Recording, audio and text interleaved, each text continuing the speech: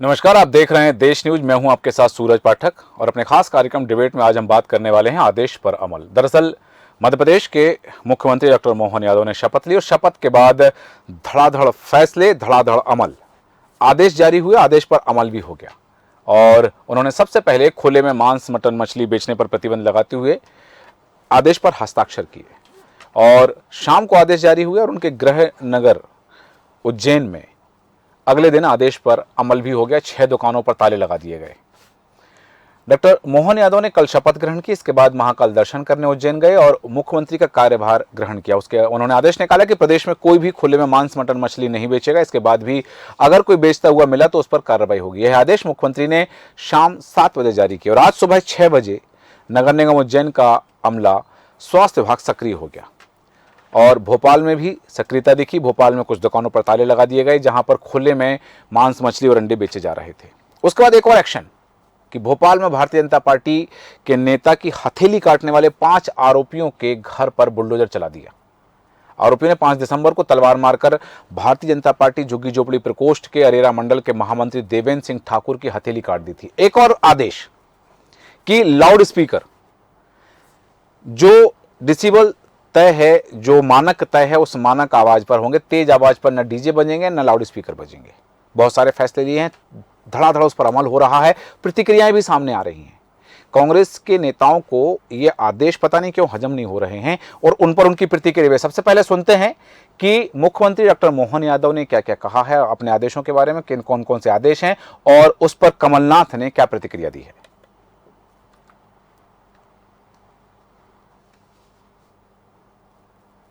Food safety नियम लागू होने के बाद खुले में मांस या अंडे की दुकान चलाना, ये भारत सरकार ने भी इसमें दिशा निर्देश जारी किए हुए हैं। इस चीज को कड़ाई से लागू करने के लिए हमने कैबिनेट में इसके संबंध में तैयारी करने के लिए कहा है और चूंकि इस दिशा में योग्य प्रकार से जन जागरण भी हो जाए और जिनको ये बिजनेस करना उनको उसके दायरे भी बता दिए जाए, कैसे करना है, क्या करना है, उनको भी इन सारी बातों के अवेयरनेस के साथ। लेकिन शासन के स्तर पर हमने निर्णय किया है कि ये चीजों को लेकर के जनता की सुरक्षा भी जरूरी है और जिनका व्यवसाय करना है या जिनको इसको खाद्य पदार्थ के उपयोग में लेना है तो वो उनकी जान भी जोखिम में नहीं डालें। वैसे तो सबको मालूम है, सुप्रीम कोर्ट ने गाइडलाइन दी है ध्वनि विस्तारक यंत्रों को लेकर के। तो ध्वनि विस्तारक यंत्रों को तो अपनी तय समय सीमा के अंदर और जो उनकी मर्यादा उसमें उनको अपनी उपयोग करना चाहिए। उस नाते से हम कोशिश करेंगे कि ये, लेकिन कुछ कुछ जिलों में अलग अलग स्थिति भी है। तो एक यूनानिमस सैद्धांतिक रूप से तो हम सहमत हैं, लेकिन अगर ऐसा लगता है कि जहाँ कोई परमिशन की जरूरत पड़ेगी तो वो परमिशन पे हम जाएंगे। अदरवाइज बगैर परमिशन कोई चला, इसको हम पसंद नहीं करेंगे। लाउड स्पीकर और मांस मदिरा की दुकानों पर देखिए, ये कुछ न कुछ बहाना विवाद के लिए ढूंढ रहे हैं। कुछ भी करें, समाज में विवाद नहीं होना चाहिए। ये हमारा लक्ष्य है कि हमारी संस्कृति जुड़ के रहने की है, प्यार मोहब्बत की है। कमलनाथ का कहना है कि भारतीय जनता पार्टी विवाद का बहाना ढूंढ रही है। इसमें क्या विवाद है, किस तरह की बातें सामने आ रही हैं और क्या खुले में मांस, मछली बेचने की जो बात है, उन्होंने प्रतिबंध लगाने की बात की, वो कहाँ गलत है और यदि गलत है तो किसके लिए गलत है। तमाम विषय हैं जिन पर हम चर्चा करेंगे। चर्चा में खास मेहमान हमारे साथ हैं कांग्रेस प्रवक्ता राजकुमार केलू उपाध्याय जी। उपाध्याय जी, बहुत स्वागत है आपका देश न्यूज में। साथ ही हमारे साथ हैं आम आदमी पार्टी के प्रवक्ता हेमंत जोशी जी। हेमंत जी, आपका भी स्वागत करते हैं देश न्यूज में। और राजनीतिक विश्लेषक शैलेंद्र मिश्रा, शैली जी हमारे साथ हैं। मिश्रा जी, आपका भी स्वागत है देश न्यूज में। और सबसे पहले राजकुमार जी, आपके पास आना चाहूँगा। कमलनाथ जी कह रहे हैं कि भारतीय जनता पार्टी विवाद का बहाना ढूंढ रही है। इसमें यदि लाउड स्पीकर पर तेज आवाज में बजाने पर प्रतिबंध लगाने की बात कही जा रही है कि नियमक जो मानक है उनके आधार पर बजाए जाएं, खुले में मांस, मछली, अंडे ना बेचे जाएं, तो इसमें विवाद कहाँ उत्पन्न हो रहा है, मैं थोड़ा समझना चाहूंगा आपसे। देखिए, विवाद का अर्थ ये है कि अगर अपने को पहले से मापदंड कैसा रखना है, लाउड स्पीकर मंदिर में, मस्जिद में, भागवत कथाओं में और उसी के साथ शादी विवाह में भी हर जगह साउंड का शोरगुल है जी।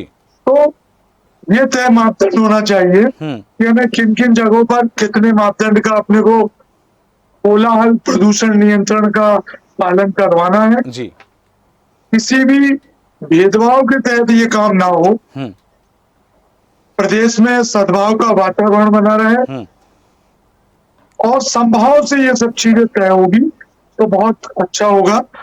इनमें विवाद की स्थिति ना बने, हाँ, ये ज्यादा अच्छा हमारे प्रदेश के लिए जरूरी है। कमलनाथ जी ने जो कहा कि भारतीय जनता पार्टी विवाद का बहाना ढूंढ रही है, भाई उन्होंने तो स्पष्ट कहा कि जो भी धार्मिक स्थल हैं, ये नहीं कहा कि मंदिर है या मस्जिद है, गुरुद्वारा है या चर्च है, जो धार्मिक स्थल है वहां पर तेज आवाज में बजने वाले लाउड स्पीकर पर प्रतिबंध लगे, वो मानक के आधार पर बजे। जो डीजे की बात कही शादियों में कि डीजे पर प्रतिबंध लगे, क्योंकि डीजे भी जो है जितना डेसिबल का उनका परमिशन है उतने डेसिबल पर ही वो बजें। तो इसमें विवाद कहाँ है, कहाँ आपत्ति कहाँ है? खुले में मांस ना बिके, इस पर आपत्ति कहाँ है? यदि आप भी जाते हैं, ठीक है, आप बाजार में जाते हैं, आप सब्जी लेने के लिए गए हैं, आप मंदिर के सामने खड़े हैं और वहां पर यदि खुले में मांस बिक रहा है तो आप उस चीज को कितना एक्सेप्ट कर पाएंगे? देखिए, खुले में मांस पहले से ही बिक रहा है। हाँ। उनके लिए पहले अपन दुकानों की व्यवस्था भी की जाए। हाँ।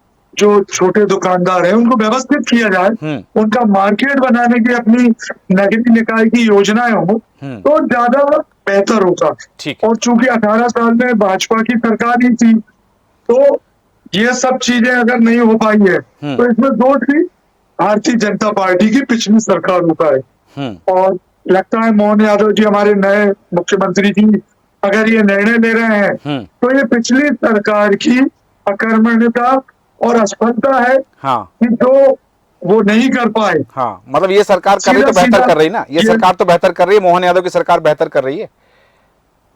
अगर ये करना चाहेंगे हाँ। और सफलता हो तो हम सब लोग उनके साथ रहेंगे। चलिए, बिल्कुल सही कहा आपने कि यदि वो करना चाहेंगे और यदि उसमें सफल होते हैं तो जैसा आपने कहा कि पिछली सरकारों की अकर्मण्यता रही है या उनकी असफलता सामने उजागर हुई है। गुंजन चौकसी जी हमारे साथ है, भारतीय जनता पार्टी की नेत्री। गुंजन जी, बहुत स्वागत है आपका देश न्यूज में। गुंजन जी, आप सुन पा रही हैं हमें? गुंजन चौकसी जी, आप तक हमारी आवाज आ रही है? गुंजन जी के पास हम बाद में जाएंगे, लेकिन अभी हम आना चाहेंगे हेमंत जोशी जी के पास। हेमंत जोशी जी, इस फैसले को आप किस दृष्टिकोण से देखते हैं?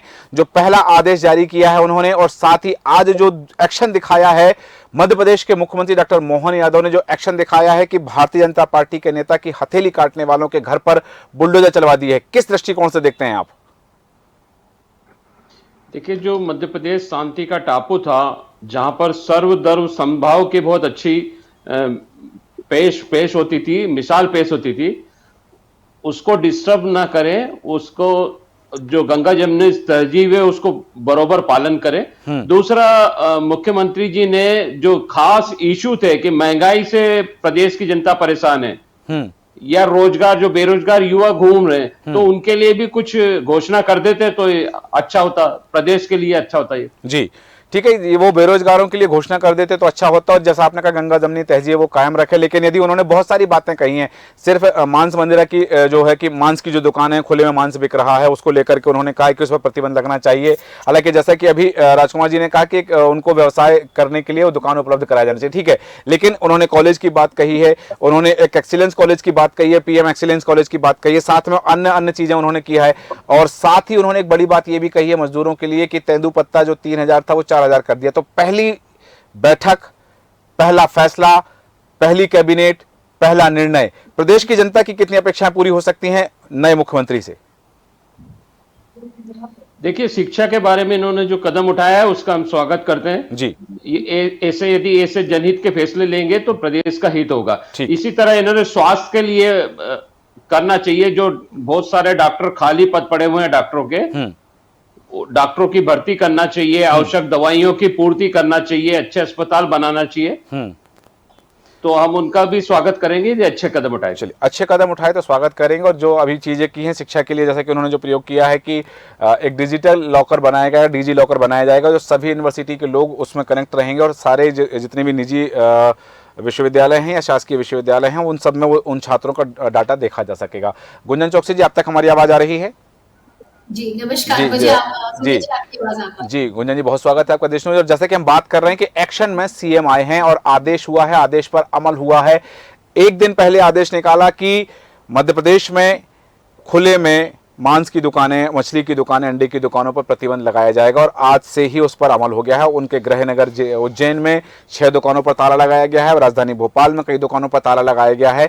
ये जो आदेश है इस पर कमलनाथ जी का कहना है, लाउड स्पीकर वाले आदेश पर उनका कहना है कि ये भारतीय जनता पार्टी विवाद का बहाना ढूंढ रही है। हालांकि जैसा मैंने इसी सवाल को पूछा था राजकुमार जी से, कांग्रेस के प्रवक्ता हमारे साथ जुड़े हुए हैं, तो उनका ये कहना था कि ये यहाँ जो है विवाद ना बने ऐसी प्रयास किया जाना चाहिए।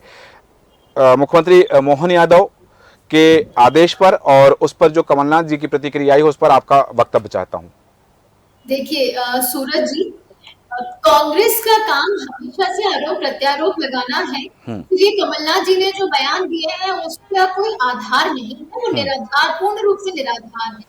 जनहित में जो आदेश दिए गए हैं उसका स्वागत करना चाहिए, उसका विरोध नहीं करना चाहिए, क्योंकि जो आदेश आपके मेरे या चुनिंदा 4 लोगों के लिए नहीं लिए गए, ये जनहित में लिए गए, मध्य प्रदेश की जनता के लिए गए हैं, जिसमें कमलनाथ जी भी अगर मध्य प्रदेश की जनता का हित चाहते हैं तो उन्हें इस तरीके के आदेश का स्वागत करना चाहिए, प्रोत्साहन देना चाहिए।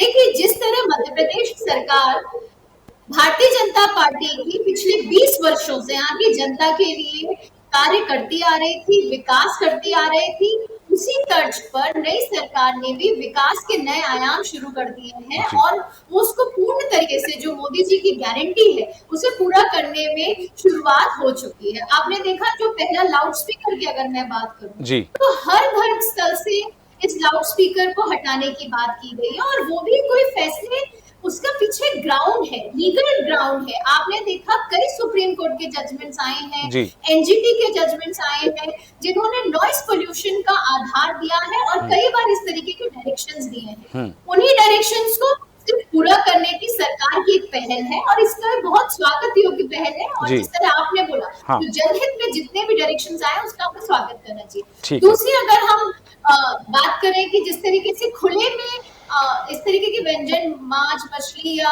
मीट या एग का रोकथाम लगाई है, ये भी फूड सेफ्टी रूल्स के तहत लगाई गई है। ऐसा नहीं है कि बस एक मन आया और इन्होंने कोई भी फैसला सुना दिया। आधार है, विचार विमर्श हुआ है, जनहित में जो फैसला सही है उसको निर्देशित दिया गया है और उसका पालन उसी शक्ति से किया जाएगा ताकि जनता के लिए जो जनता ने प्यार और आशीर्वाद भारतीय जनता पार्टी को दिया है, पूर्ण बहुमत दिए है, इतनी प्रचंड बहुमत से सरकार बनी है, ठीक है, तो जनता को वापस तो देना पड़ेगा ना। ठीक है, आपने भी वही बात कही, आपने भी वही बात कही गुंजन जी, जैसा कि राजकुमार जी ने कहा या हेमंत जोशी जी ने कहा कि जो उनके फैसले हैं, जनहित के फैसले, वो स्वागत योग्य हैं, बराबर ठीक है, एक्शन में दिख रहे हैं। लेकिन एक एक्शन की बात और करूंगा, वापस आऊंगा जब आपके पास अगली बार। शैलेंद्र मिश्रा जी हमारे साथ हैं। शैलेंद्र मिश्रा जी, आपके साथ आना चाहूंगा कि जो बात सामने आ रही है एक्शन में सीएम, यहाँ पर एक बात कही जा रही, कल से ही जैसे निर्णय हुए कैबिनेट की बैठक के बाद में मीडिया से ब्रीफिंग में उन्होंने जो बातें की, उसके बाद से एक बात चली कि डॉक्टर मोहन यादव योगी जी की शैली पर, प्रधानमंत्री नरेंद्र मोदी की शैली पर या विश्वा शर्मा की शैली पर चल रहे हैं। ये जो बात सामने आ रही कि वो उस राह को पकड़ रहे हैं और एक कदम और आगे बढ़ने की कोशिश कर रहे हैं।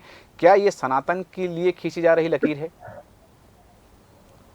सूरज जी, तो अब गंभीर विषय है और अनुसंधान का विषय है जी, और समय जो है वो इन सब जो कयास हैं जी उन पर विराम लगाएगा। हाँ। लेकिन एक बात जो मुझे अच्छी लगी वो ये लगी कि सबसे पहली बात तो सरकार वर्किंग मोड में है। हाँ।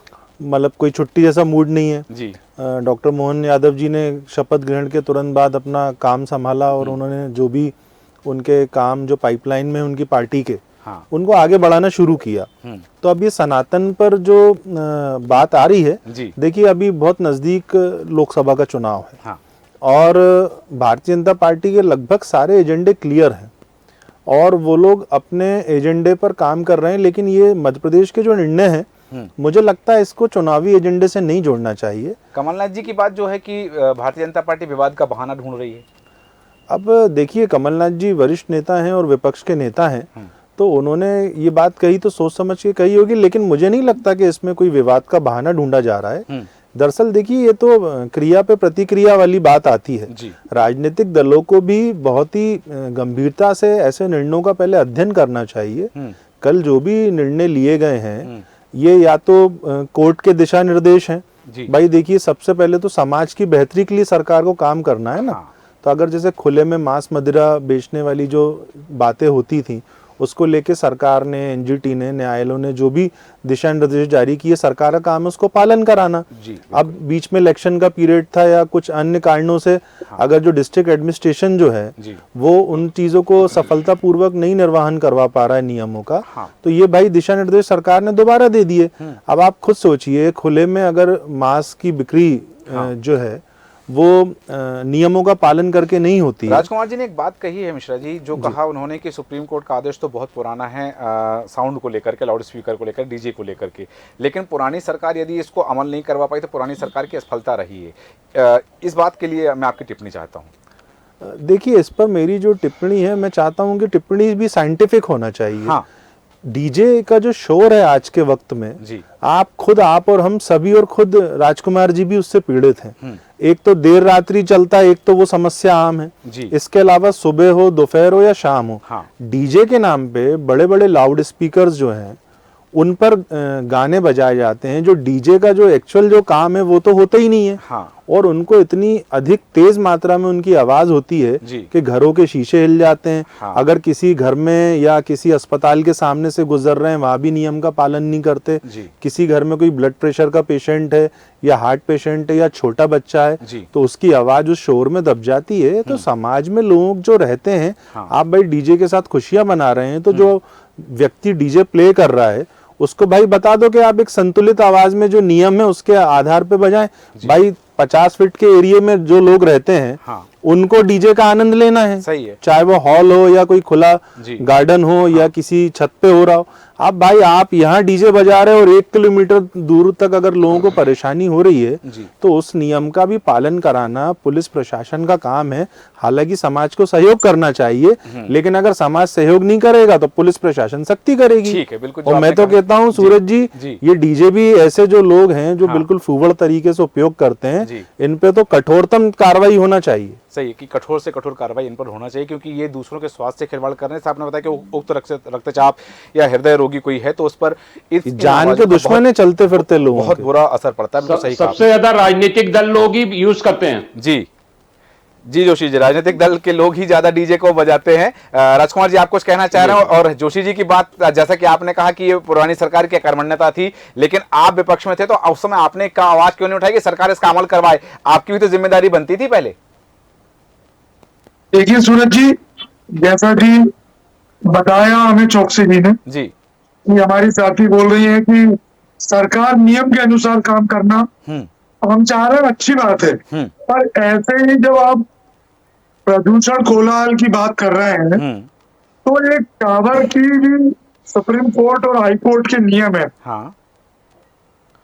रहवासी एरियो में टावर आज भी लगे हुए हैं।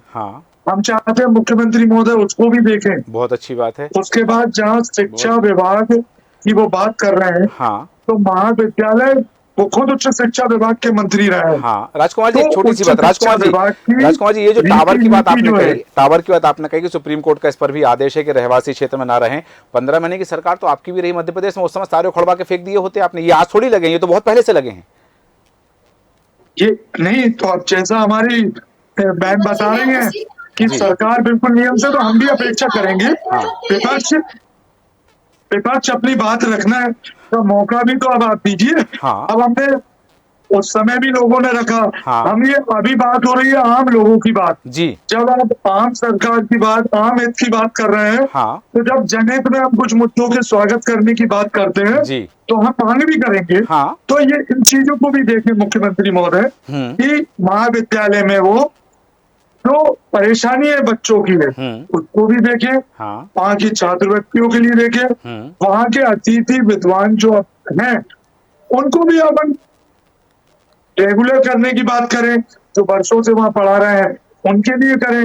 तो हमारे क्या है, शासकीय महाविद्यालय जितना अनुदान मिलेगा, जितने अच्छे से शासकीय महाविद्यालयों को हम उन्नयन करेंगे, उतनी जल्दी से तेजी से हमारी शिक्षा विभाग मजबूती से उच्च शिक्षा विभाग भी मजबूत होगा। बहुत अच्छी ऐसे ही कई और, तो उसी में मैंने बताया कि टावर के लिए भी करना चाहिए।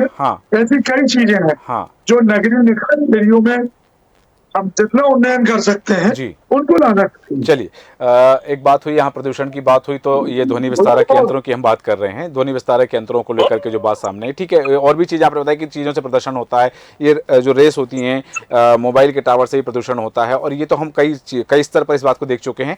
इस पर हम फिर कभी चर्चा अवश्य करेंगे। लेकिन यहाँ पर गुंजन जी, आपके पास आना चाहूँगा कि ये जो तमाम बातें, यानी कि सरकार के फैसले स्वागत योग्य हैं। जो सवाल मेरा मिश्रा जी से था, शरण जी से जो मैंने सवाल पूछा था कि ये जो लकीर खींची जा रही है, ये जो फैसले लिए जा रहे हैं, क्योंकि हमने कल इस बात पर भी चर्चा की थी कि जब मुख्यमंत्री डॉक्टर मोहन यादव का शपथ ग्रहण समारोह हुआ तो वहाँ पर मंच पर हमें सनातन के संत दिखे। इससे पहले कमलनाथ जी का जब हुआ था तो वहाँ उस मंच पर हमने देखा है कि जहाँ साधु भी बैठे थे, संत बैठे थे, साथ में मौलवी भी बैठे थे, पादरी भी बैठे थे वहाँ पर, और सिख धर्म के संप्रदाय भी के लोग भी वहाँ पर बैठे हुए थे। एक धर्मगुरुओं का जो आसन बना था। शिवराज सिंह चौहान ने भी जब शपथ ली थी तब वहाँ सारे धर्मों के गुरुओं को बुलाया गया था, उनका सम्मान किया गया था।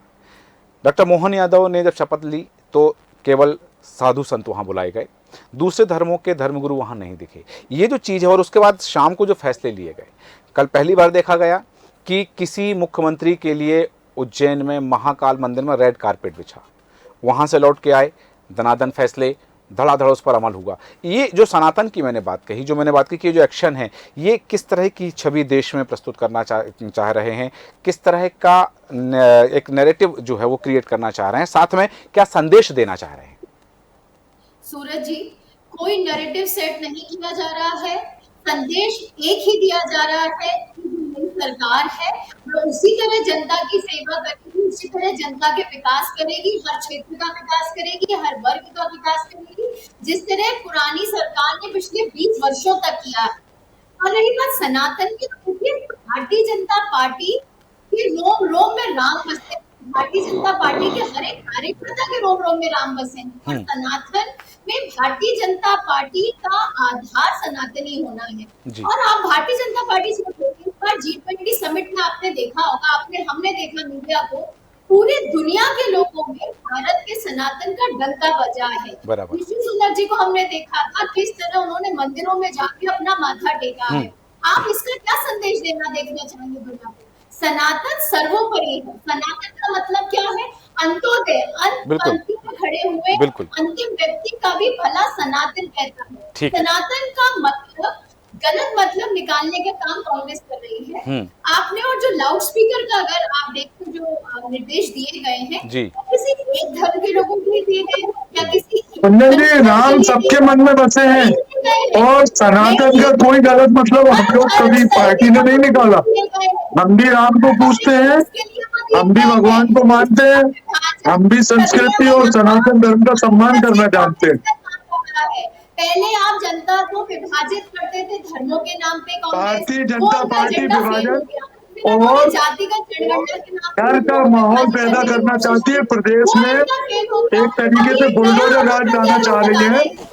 ये बुलडोजर राज से भी भय दिखाने से जनता डरेगी। ये भय नहीं दिखाइए, जनता को महंगाई से मुक्त करवाइए, जनता में विकास के कार्य की बात करिए, रोजगार की बात करिए, बेरोजगार हटाइए, ये मुख्य चीज है। पूरी रूप से कानूनी तरीके से काम हो रहे हैं। आप उसको बिना मतलब, बिना किसी सरकार का आरोप प्रत्यारोप लगाने का, बदले की भावना से काम होंगे तो ये कोई कानूनी रूप नहीं है। चलिए, ठीक है, की भावनाओं से नहीं होना चाहिए। ठीक है राजकुमार जी, गुंजन जी, प्रदेश में कोई भी दल हो, कोई भी नागरिक हो, उसको भयग्रस्त नहीं करना चाहिए। ठीक है राजकुमार जी, आपकी बात बिल्कुल सही कि कोई भी नागरिक को भयग्रस्त नहीं होना चाहिए। यहाँ पर जोशी जी आपके पास आना चाहूंगा, और एक बात, जो बात अभी तक हुई है उससे एक कदम आगे बढ़ के बात करना चाह रहा हूँ। आपने कहा जोशी जी कि गंगा जमनी तहजीब को कायम रखना चाहिए। बात वही कि खुले में मांस बिकेगा तो वो दूषित चीज़ें होंगी, वहाँ पर वातावरण भी दूषित होगा और भी चीज़ें हो सकती हैं, इसको प्रतिबंध किया जाना चाहिए, ये खुले में ना बिके। बात हुई, जैसा कि राजकुमार जी ने भी एक कदम और आगे बढ़ के बात कही कि जो टावर लगे हैं उससे भी प्रदूषण फैल रहा है। लेकिन यहाँ मैं एक बात और कहना चाहूँगा कि कुर्बानी जब होती है तब भी जो रक्त बहता है, जो चीज़ें नालियों में बहती हैं, सड़क पर आती हैं, खाल बिखरी रहती है, उससे भी तो प्रदूषण फैलता है। तो क्या मुख्यमंत्री को उस पर भी प्रतिबंध लगाना चाहिए?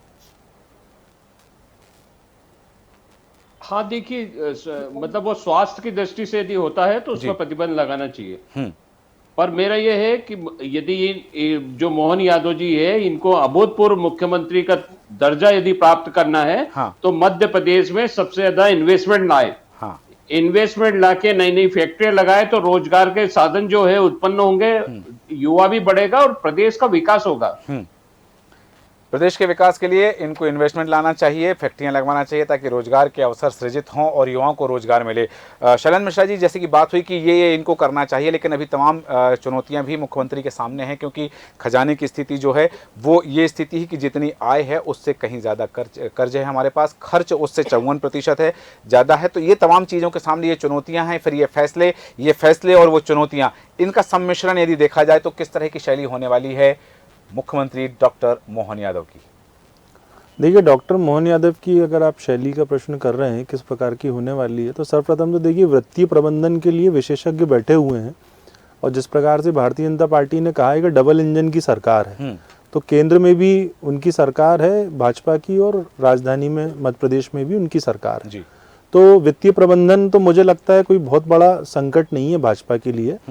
लेकिन जो मूल बात है, जो आज आपका जो विषय है सूरज जी, उसमें हम सबको गंभीरता पूर्वक ये ध्यान देना चाहिए कि प्रदूषण केवल ध्वनि प्रदूषण नहीं है, तमाम तरह के प्रदूषण हैं। अगर कोई राज्य सरकार, मैं तो कह रहा हूँ, जाग रही है और अगर पुराने कोई आदेश हैं न्यायालयों के, उनको लेके गंभीरता दिखा रही है, तो इसको राजनीतिक चश्मे से नहीं देखना चाहिए। देखिए, नॉनवेज से कोई दुश्मनी नहीं है। आजकल लोग नॉनवेज और वेज दोनों खाते हैं, इनकी संख्या भी बहुत अधिक है। तो ये बुलडोजर वाली घटना पर भी मैं चाहूंगा, बुलडोजर वाली घटना पे देखिए, मेरा इसमें ऐसा मानना है कि भारतीय जनता पार्टी जो अभी थोड़ा सा प्रचारित करने की कोशिश कर रही है कि एक उनके कार्यकर्ता का किसी अपराधी ने हमला किया और उनकी हथेली काट दी, इसलिए उनका घर तोड़ दिया गया, तो यहाँ थोड़ा सा गैर जिम्मेदारी नजर आती है। कानून के दायरे में रहकर अगर सरकार ने, प्रशासन ने काम किया है और कोई आपराधिक प्रवृत्ति का व्यक्ति है, उस पर लीगल एक्शन लिया है, कोर्ट पहले भी लिया गया था, और अगर ये उनका कोई अवैध अतिक्रमण तोड़ा गया है, तो इसमें दृष्टिकोण ये होना चाहिए कि कोई भी नागरिक हो मध्य प्रदेश की धरती पे, अगर उसके साथ कोई भी अपराध घटित होगा और खासकर आपराधिक प्रवृत्ति के लोग अगर ऐसा काम करते हैं, तो उन पर न्यायालय जो कार्रवाई करेगा कानूनी, इसके अलावा प्रशासन के पास जो वैधानिक अधिकार है। बाबा के बाद में डॉक्टर बुलडोजर जी, इसे हम क्या समझे? बुलडोजर बाबा उत्तर प्रदेश में देखिए, Bharatiya Janata party, doctor bulldozer समझ लें इसको हम? हाँ, बिल्कुल समझिए, ये मध्य प्रदेश के नए बुलडोजर बाबा डॉक्टर मोहन यादव होने वाले हैं जी। क्योंकि एक तो हम सब, आप और हम, इनके व्यक्तिगत रूप पे भी जानते हैं जी। बिल्कुल, एक तो डॉक्टर तो है ही वो, साथ में वो उज्जैन से आते हैं और बड़े स्पष्टवादी हैं, पहलवान है, मोहन पहलवान जी हैं, बहुत स्पष्टवादी हैं, और उनका बौद्धिक स्तर भी बहुत अच्छा है जी,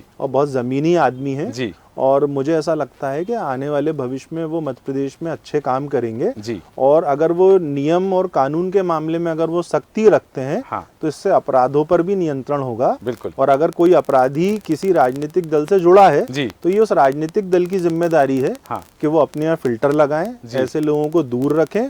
और मैं तो एक बात और बोलूंगा सूरज जी, ये अभी नया मैच शुरू हुआ है, तो कांग्रेस को या विपक्ष के जितने भी दल हैं, इनको थोड़ा राहुल द्रविड़ की तरह बल्लेबाजी करना चाहिए, कहीं भाजपा की गूगलिंग में न फंस जाए। सही, अभी क्योंकि पिच जो है, पिच पे नमी आई नहीं है, अभी दोपहर का खेल चल रहा है, जिम्मेदारी के साथ बोल रहा हूँ सूरज जी, जो गूगली आ रही है ना, इनसे थोड़ा कांग्रेस को बचना चाहिए। बिल्कुल, हालांकि समय की सीमा है, समय हो चुका है, लेकिन राजकुमार जी कुछ कहना चाह रहे हैं, बहुत कम शब्दों में, आधा सेकंड में अपनी बात रखें जी। जी बिल्कुल, मैं ये कहना चाह रहा था बिल्कुल जी, भारतीय जनता पार्टी की सरकार ने जो पवित्र नगरी घोषित की थी, वहां पर आज भी शराब माफिया बहुत तेजी से पैर पसार चुके हैं जी।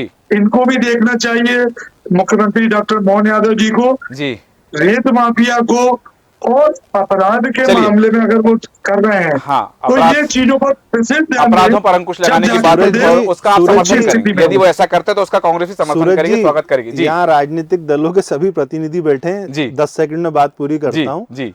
खासकर विपक्ष, सोशल मीडिया का जमाना है जी, जहाँ अनियमितता है या नियम विरुद्ध कार्य हो रहे हैं, तो वहाँ विपक्ष को अपनी भूमिका गंभीरता से निभाना चाहिए और सरकार को मजबूर करना चाहिए कि वो एक्शन ले। बिल्कुल सही कहा। गुंजन जी, 30 सेकंड में बात रखें। जो जो भारतीय जनता पार्टी ने अपने वचन दिए हैं मध्य प्रदेश की जनता को, वो अपनी पूरी शिद्दत से, पूरी निष्ठा से उसे निभाएगी और मध्य प्रदेश में हर विकास के नए आयाम बनाएगी जिसकी जनता अपेक्षा रख रही है। बस जनता की जो अपेक्षा है वो मुख्यमंत्री मोहन यादव से आरोप प्रत्यारोप कर खेलना शुरू करें। चलिए ठीक है, ये जो चीज है ठीक है, लाडली बहना इंतजार करेंगी।